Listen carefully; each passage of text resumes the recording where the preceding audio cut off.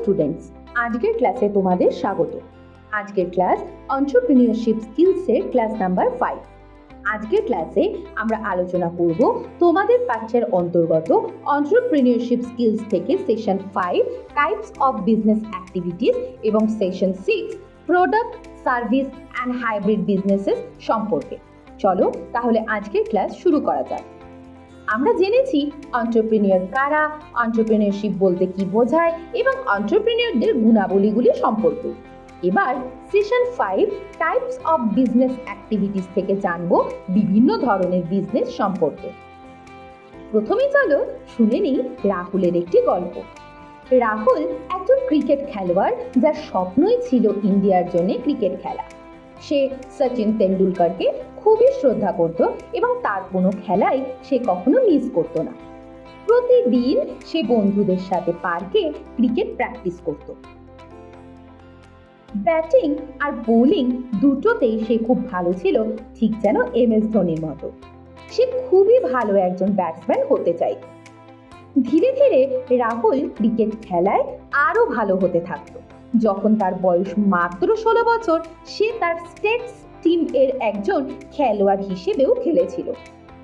যদিও তাদের টিম হেরে গিয়েছিল, কিন্তু রাহুলের মধ্যে এই বিশ্বাস ছিল যে সে একদিন ইন্ডিয়ার হয়ে ঠিক খেলবে। রাহুল এতটাই ভালো ক্রিকেট খেলতো যে গ্রামের সকলে তার কাছে ভালো খেলোয়াড় হওয়ার পরামর্শ চাইতে আসতো। রাহুল একটি টিমে যোগ দেওয়ার জন্য খুবই খেটেছিল, কিন্তু সে সফল হয়নি। যদিও সে কোনো টিমে চান্স পায়নি, কিন্তু সে তার ক্রিকেট খেলা চালিয়ে যাওয়ার জন্য এবং নিজের ভালো লাগার কাজের সাথে যুক্ত থাকার জন্য অন্য আরো অনেক পথ খুঁজেও বের করে নিতে পারত। হতাশ হয়ে ক্রিকেট খেলা ছেড়ে না দিয়ে রাহুল ক্রিকেট খেলার সাথে যুক্ত থাকার জন্য যেগুলো করতে পারত, চলো সেগুলো একবার দেখে নিই। প্রথম অপশন, সে একটি ক্রিকেট কোচিং সেন্টার চালু করতে পারত। হ্যাঁ, এটা একটা এন্টারপ্রেনিউরশিপ। তাহলে সেখানে রাহুল কি করতে পারত? রাহুল সেখানে একজন কোচ বা মেন্টর হিসেবে অন্যদের ক্রিকেট খেলা প্রশিক্ষণ দিতে পারত। একে আমরা বলতে পারি সার্ভিস টাইপের বিজনেস। এবার এছাড়া সে একটা স্পোর্টস শপ শুরু করতে পারত। এটাও একটা এন্টারপ্রেনিউরশিপের উদাহরণ। সেখানে সে একজন ওনার বা ম্যানেজার হিসেবে ক্রিকেট খেলার বিভিন্ন সরঞ্জাম বিক্রয় করতে পারত। এটা একটা প্রোডাক্ট টাইপ বিজনেস। এছাড়াও সে কোনো একটা স্পোর্টস একাডেমিতে যোগ দিতে পারত, কিন্তু তা কিন্তু কখনোই এন্টারপ্রেনিউরশিপ হতো না।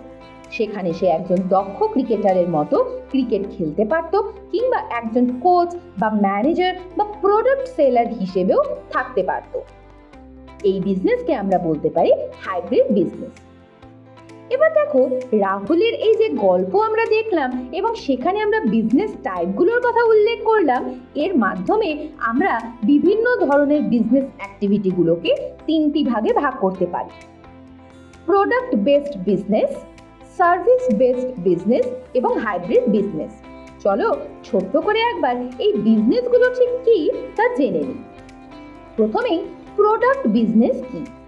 একটি প্রোডাক্ট বিজনেসে দৃশ্যযোগ্য ও স্পর্শযোগ্য বস্তু ক্রয় বিক্রয় করা হয়ে থাকে। উদাহরণস্বরূপ, একটি স্পোর্টস শপ যে কোনো স্পোর্টস সংক্রান্ত জিনিস যেমন ক্রিকেট ব্যাট, বল ইত্যাদি বিক্রি করে থাকে। তাহলে সার্ভিস বিজনেস কি? সার্ভিস বিজনেস দৃশ্যযোগ্য ও স্পর্শযোগ্য নয় এমন সার্ভিস বা পরিষেবা দিয়ে থাকে, যেখানে সেলার বা সার্ভিস প্রোভাইডার কাস্টমারকে এমন সাহায্য প্রদান করে থাকে যার দ্বারা কাস্টমার তার কোনো কাজ সম্পন্ন করতে পারে। উদাহরণস্বরূপ, একটি ক্রিকেট কোচিং সেন্টার ট্রেনিং এবং গাইডেন্সের মাধ্যমে ভবিষ্যতের ক্রিকেটার গড়ে তোলে। আচ্ছা, এবার বলো তো তাহলে হাইব্রিড বিজনেস কি? দেখো, হাইব্রিড বিজনেস হলো প্রোডাক্ট এবং সার্ভিস উভয় প্রকার বিজনেস অ্যাক্টিভিটির বিভিন্ন উপাদানের সংমিশ্রণ। উদাহরণস্বরূপ, রাহুলের স্পোর্টস একাডেমি, যা একই সঙ্গে ক্রিকেট খেলার প্রশিক্ষণ দেয় এবং পাশাপাশি স্পোর্টস সংক্রান্ত বিভিন্ন উপাদানও বিক্রয় করে। রেস্টুরেন্টগুলোও কিন্তু এই হাইব্রিড বিজনেসের আওতায় পড়ে, কারণ তারা একই সঙ্গে নিজের প্রোডাক্ট হিসেবে খাবার বিক্রি করে, আবার কেটারিং সার্ভিসও দিয়ে থাকে। এই বিজনেস টাইপগুলো সম্পর্কে আরো জানতে এবার আমরা পড়ব session 6 product, service and hybrid businesses. এই সেশনে আমরা প্রথমেই প্রোডাক্ট বেসড এবং সার্ভিস বেসড বিজনেস অ্যাক্টিভিটির মধ্যে পার্থক্যগুলো দেখে নেব। প্রথম পার্থক্যটি হলো ট্যাঞ্জিবিলিটি, অর্থাৎ দৃশ্য ও শ্রবণযোগ্যতা। প্রোডাক্টস হলো ফিজিক্যাল আইটেমস যেগুলো দেখা যায়, স্পর্শ করা যায় এবং যেগুলোর মালিকানাও থাকে। কাস্টমাররা এগুলো অর্থের বিনিময়ে কিনে থাকেন, যেমন ধরো গাড়ি, জামা কাপড়, বৈদ্যুতিক সরঞ্জাম ইত্যাদি। কিন্তু অন্যদিকে সার্ভিস বিজনেসে সার্ভিস হলো পরিষেবা যার কোনো মালিকানা থাকে না বা স্পর্শ করে বোঝাও যায় না, যেমন হেয়ার কাটস, মেডিকেল কনসালটেশনস বা চিকিৎসা পরামর্শ, এন্টারটেইনমেন্ট বা বিনোদন ইত্যাদি। পরবর্তী বৈশিষ্ট্য স্টোরেবিলিটি বা সংরক্ষণযোগ্যতা। দেখো, প্রোডাক্ট বেসড বিজনেসে প্রোডাক্ট তৈরি করা যায় এবং ভবিষ্যতে বিক্রির জন্য সেগুলো স্টোর বা সংরক্ষণও করা যায়, কিন্তু সার্ভিস ভবিষ্যতে বিক্রির জন্য স্টোর বা সংরক্ষণ করা যায় না। সার্ভিস তৎক্ষণাৎ নিতে হয়, যেমন একটা হেয়ার কাট পরের জন্য কিন্তু স্টোর করে রাখা যায় না। হেয়ার কাট করাতে হলে যখন পার্লার বা সেলুনে যাওয়া হয় তখনই সার্ভিসটি নিয়ে নিতে হয়। পরবর্তী পার্থক্য ট্রান্সপোর্টেবিলিটি বা পরিবহনযোগ্যতা অনুযায়ী। প্রোডাক্টগুলো ফিজিক্যালি এক জায়গা থেকে আরেক জায়গায় পাঠানো যায় এবং এগুলিকে বিভিন্ন মার্কেটে পৌঁছেও দেওয়া যায়, কিন্তু সার্ভিস এক জায়গা থেকে আরেক জায়গায় পাঠানো যায় না।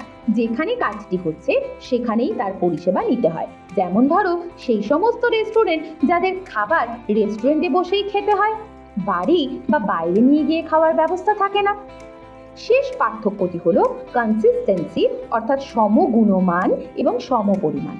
প্রোডাক্টস যারা তৈরি করে তারা তাদের বিজনেসে মোটামুটিভাবে সেম কোয়ালিটি অর্থাৎ সমগুণমান এবং কোয়ান্টিটি অর্থাৎ সমপরিমাণ জিনিসই তৈরি করে, যার অর্থ হলো কাস্টমাররা সেই জিনিস যতবারই কিনুন না কেন সেই জিনিসের মান এবং পরিমাণ প্রতিবার একই থাকে।